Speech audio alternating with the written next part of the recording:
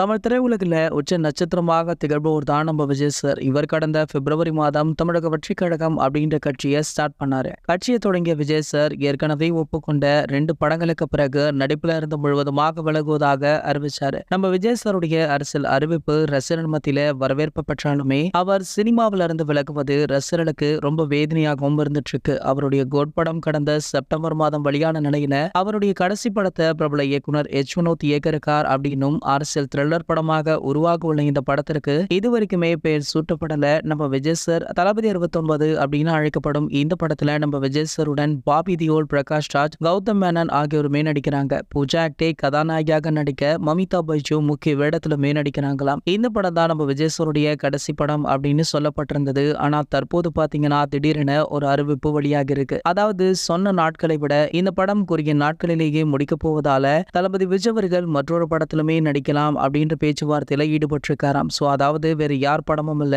நம்ம லோகேஷுடன் தான் தளபதி விஜய் அவர்கள் இணைய இருக்காராம். இந்த படம் லியோ 2வா இல்ல வேறொரு படமா அப்படின்ற ஒரு பேச்சுமே போயிட்டு இருக்கு. சோ கூடி விரைவிலேயே இதற்கான முறையான அறிவிப்பை படக்குழுவை வெளியிடுவாங்க அப்படின்ற மாதிரி எதிர்பார்க்கலாம். இது போன்ற தளபதியை பற்றி வெளியாகிற அனைத்து செய்திகளுமே நீங்கள் உடனே தெரிஞ்சுக்க நம்மளுடைய தளபதி டாக்கீஸ் அப்படின்ற நம்ம சேனலை சப்ஸ்கிரைப் பண்ணிக்கோங்க.